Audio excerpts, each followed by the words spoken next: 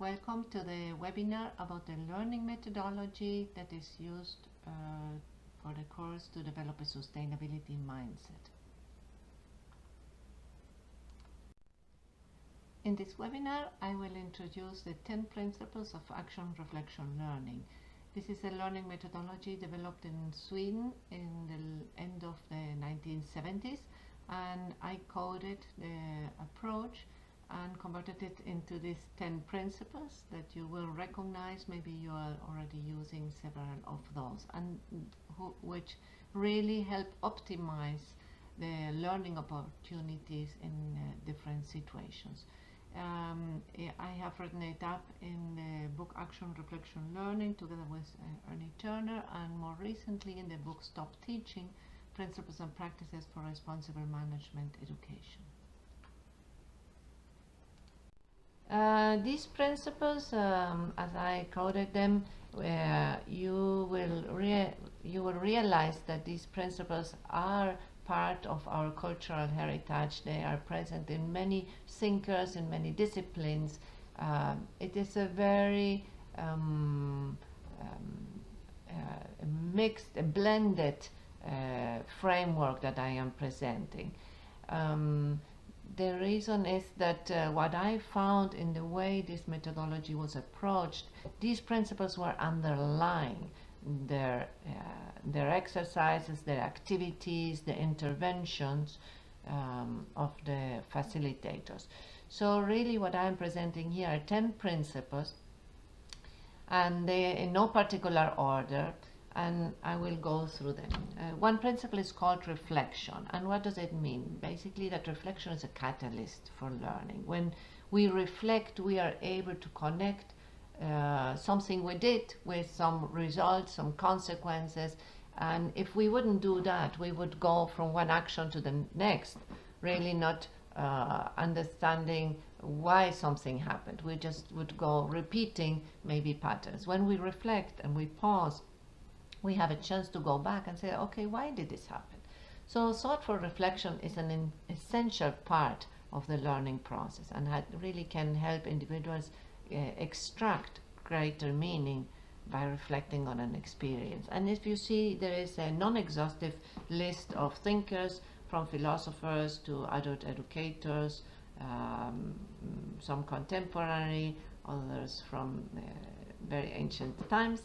And there are more. There is an article that where I went in depth into all these origins of these principles. But even though that it crosses across disciplines, we found that the principle is the same: the power of reflecting to extract meanings. In this program, these are a few examples of how is reflection fostered. Reflection is a very important part. Especially in business schools, students are not used to have to slow down and have a time to reflect.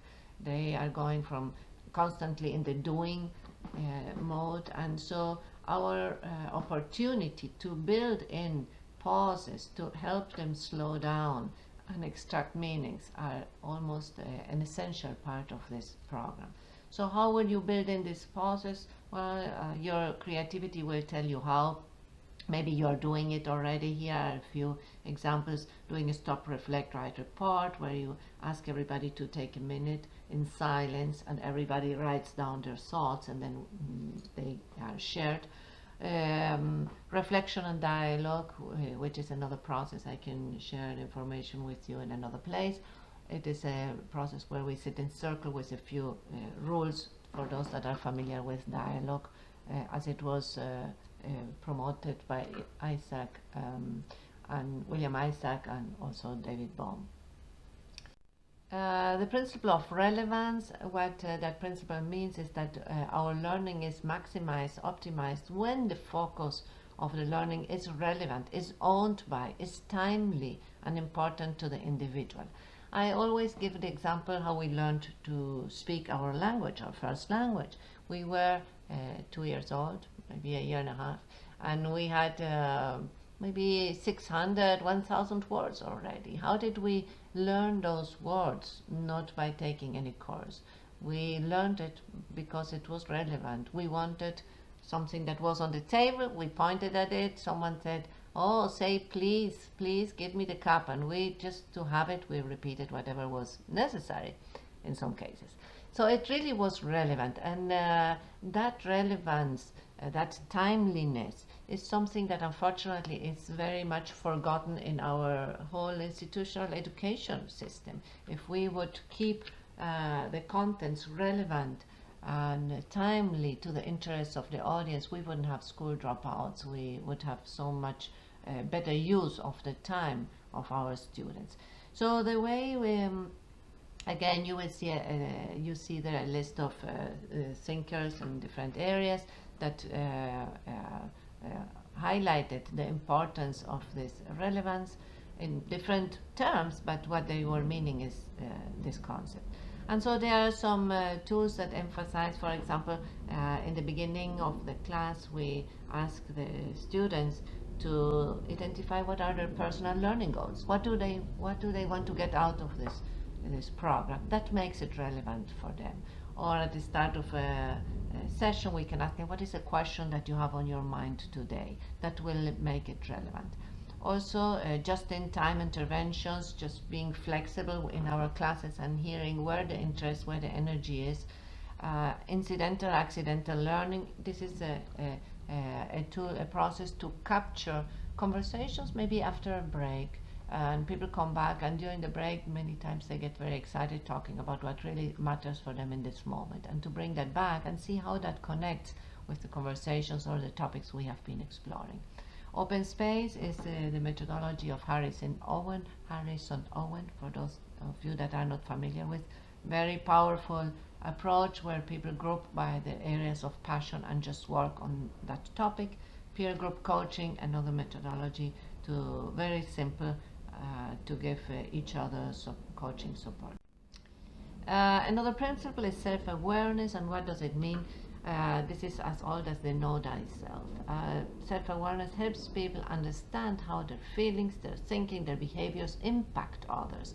And once we understand that impact, it leads to a greater personal competence and also greater tolerance. And so now we are more effective understanding others. So that is a very important dimension of the learning. Actually, Dewey was saying, one of his statements was that the purpose of all education should be just to develop self-awareness, and he was a elementary school theorist. Self-awareness, as you see, we have here authors that come from psychology, different schools of psychology, emotional intelligence, learning styles. These are different approaches, but always with the same concept that self-awareness will help in our learning process. Some tools and concepts that foster that awareness: when we give each other feedback, the process of evaluation, assessment, or instruments, MBTI, learning style instruments, or the FIRE-B for those of you that know it or want to check it out. Tacit knowledge. What does it mean? That we have a huge reservoir of implicit knowledge, and we are not aware of it. And it can be prompted through guided introspection. It can be accessed. What does it mean? It's interesting in our institutional education. We are very used to a power relation where the students don't know anything and the expert, teacher, professor knows about one topic, and he will inculcate that knowledge into the students. So I think we have not utilized sufficiently the knowledge that is the wisdom that is already in the room. But first we have to call it out. We have to give an opportunity to students to connect with that, because they are unaware, but also just because they are in a classroom setting and they are trained to take out their laptop and start typing or whatever someone says on the top and write it down and memorize it maybe in the future. So there is not a habit of going inside and seeing what are my own answers to this topic. Obviously we don't know what we don't know, or we may know what we don't know, but there is also a lot that we know and we are not aware of.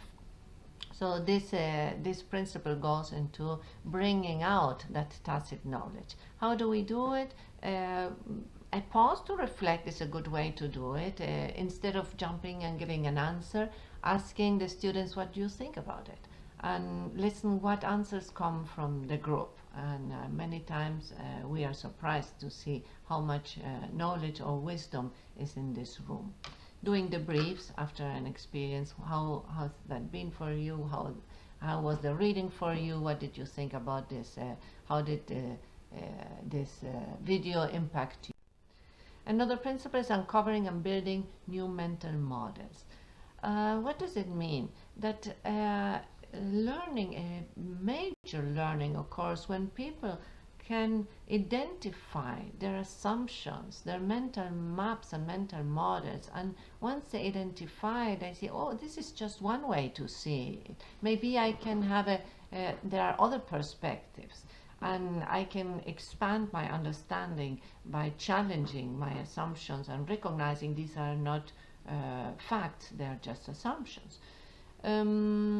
So how do we implement this paradigm shift?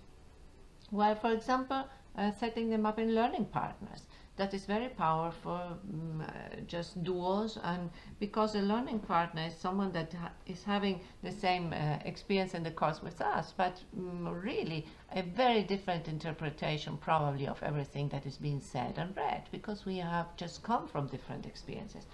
So that helps us in this paradigm shift. At least it helps us identify how come she's seeing it so differently from me. Checking assumptions, more than checking it, noticing that we have assumptions. I will never forget when I started to be trained in this learning methodology, my mentor was talking about assumptions.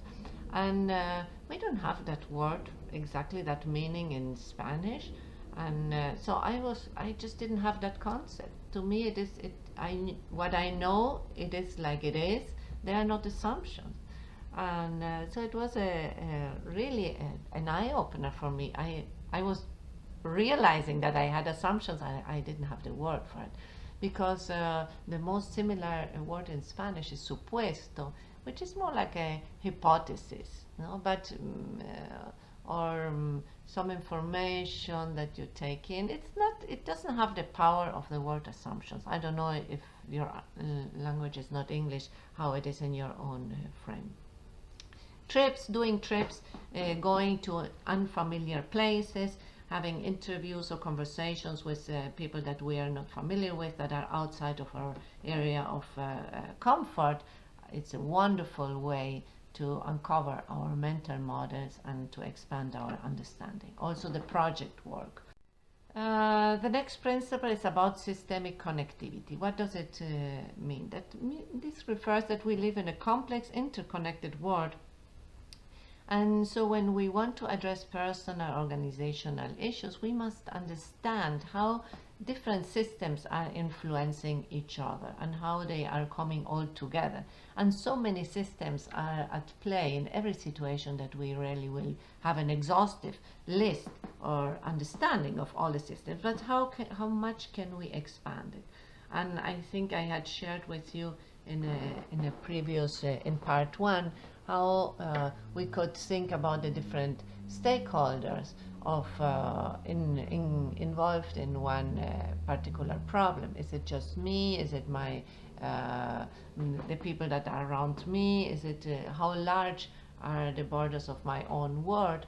And also sometimes, depending on the problem, can we think of who are the consumers? For example, in an organization corporate setting, we think of what are the implications of a decision for the client, for the employees, for the community, for the shareholders, for the nature, for the next generation, for the vendors or suppliers.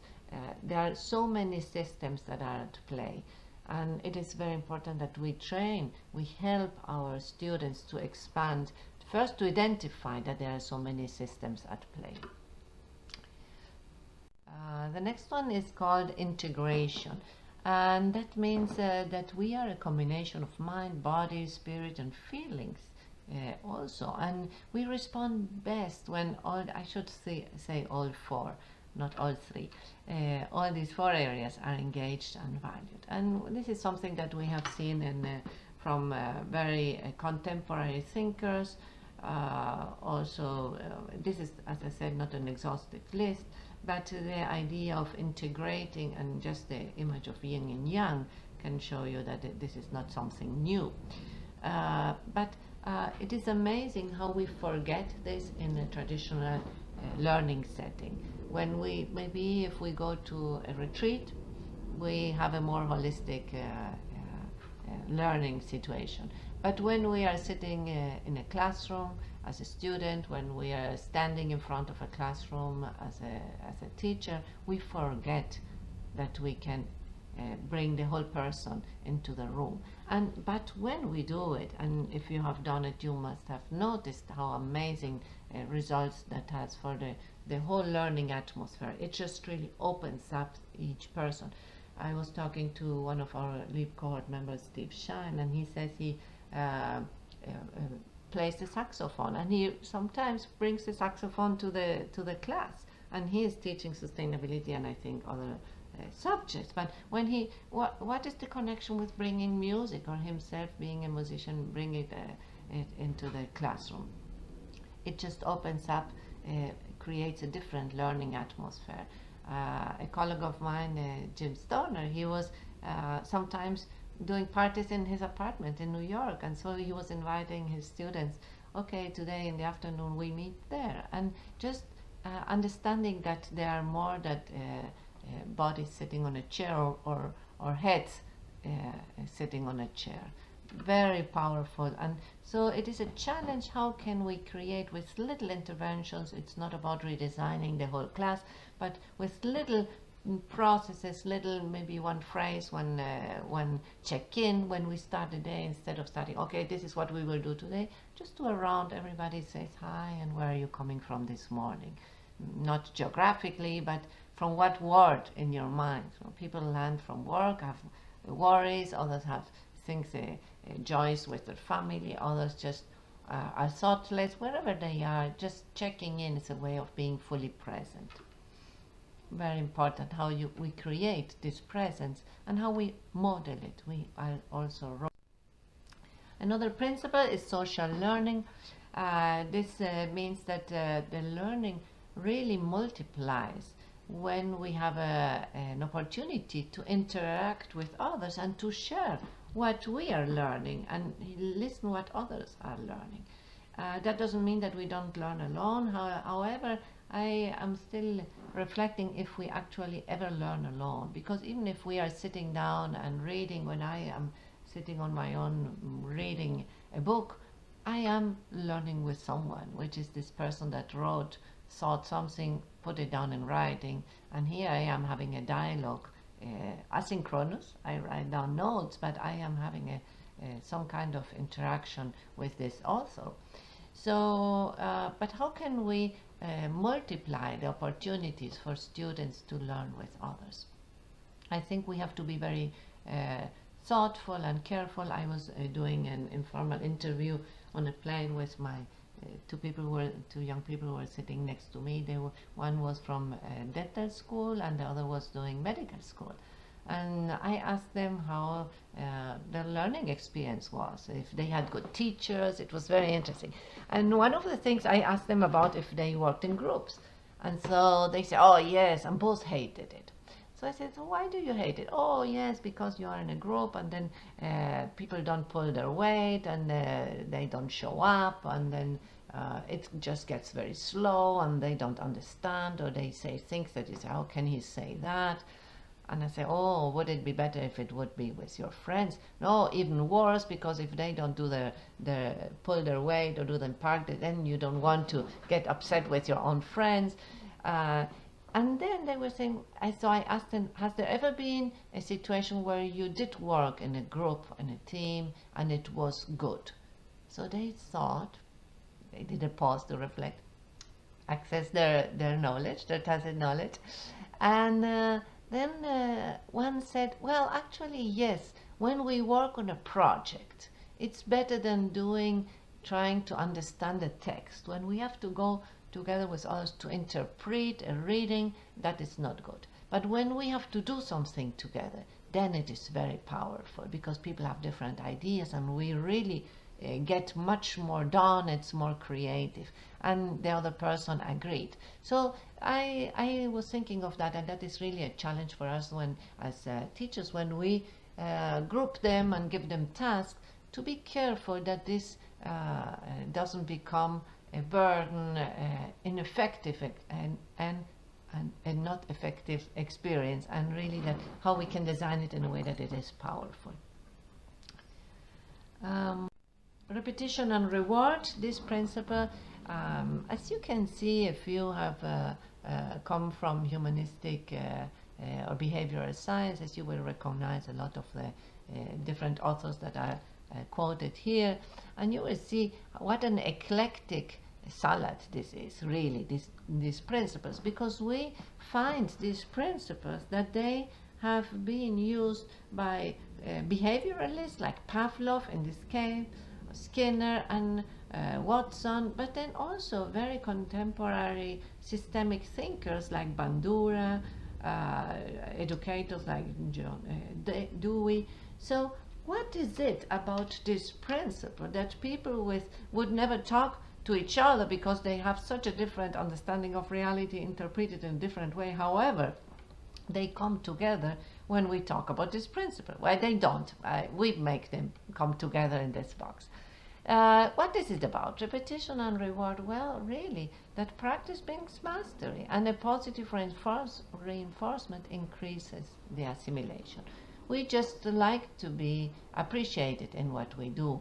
And while there are some people who think that negative criticism, that negative or constructive feedback, how is it called, when we point out what is not working, that can build awareness and help people learn. Actually, what it does is there's research how this contracts the energy of the receiver.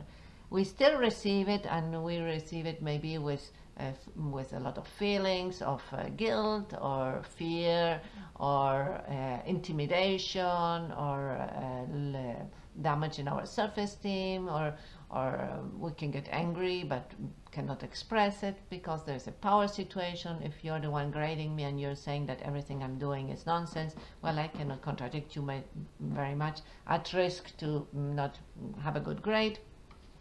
However, when we appreciate what is working, the person blossoms. And when a person is in a blossoming, expansive state, expansive mood, then the assimilation is higher for everything that we will learn, but also our effectiveness is higher. And if you have ever given some feedback to someone in our casual encounters, you have a waiter that is very nice, and you say, you know, you're so nice. The person is even nicer after you say it. It has a very magnetic power, the appreciation, and I think it creates a halo effect where not only for that particular aspect that you're appreciating, the person will respond and do even more, but also we'll try to do other things that normally were not mentioned. We'll try to do that better. So I think it's something we really need to be very aware of. If you are not spontaneously someone that is used to appreciate, think about it and try it out, how it and see what is the impact it has on your students or on other people, of course. When I was talking to these two young people on the plane, they were saying how difficult it is for them, because when teachers are really, really bad and they have no way to give feedback. So, for example, they were quoting one of them had a professor that the only thing that that professor says, how useless the students are. And when they do the rounds, seeing patients, and they say, how come you don't know that, and how come you don't notice it, and you're useless, why are you here? So really aggravating. And well, what does this create? It really doesn't create it doesn't increase the assimilation. And so this principle is about facilitated learning. What does it mean? That experts in learning and teaching play a critical role in helping individuals and teams to learn. We all have learned thanks to others. In my yoga practice ends with a namaste, where we thank all our teachers. We thank each other and all our teachers and all of their teachers. It's like we are, if we think of this as a web of connections, we have been receiving knowledge that has been passed on from generation to generation. Everybody learns something from many other teachers. There is a role for us, and maybe when we stand in front of a class, there are different hats that we wear. Maybe we are facilitating learning, and sometimes we may have a different hat on, and we have the hat of an instructor, because we just have to share some information that our students don't have. Even if we ask them, they wouldn't come up with that, because they don't know what they don't know, or they never heard about it. But they are like different hats, and I think it is interesting if we can have some versatility and use these different hats, where sometimes we are a learning facilitator, helping them to learn. We are like a coach to their learning. We try to give just-in-time inputs to make it relevant. We also can bring their knowledge into the room by doing co-design and helping them take ownership of a class, saying, well, what do you think we should cover today? Well, these are the things that we need to cover, and maybe these are the options.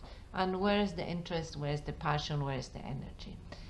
Doing the briefs, definitely alternating these hats, as I said, instructor. Sometimes it's the one-on-one support of students to see what that student is requesting, what is missing for him or her.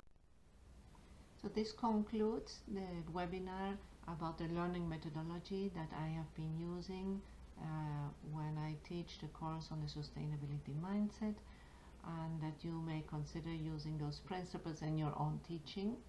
As I mentioned, there are a few sources where you can read more about it, and if you have any questions or comments, please don't hesitate, send me an email, and we can always stay in touch that way. Thank you for listening.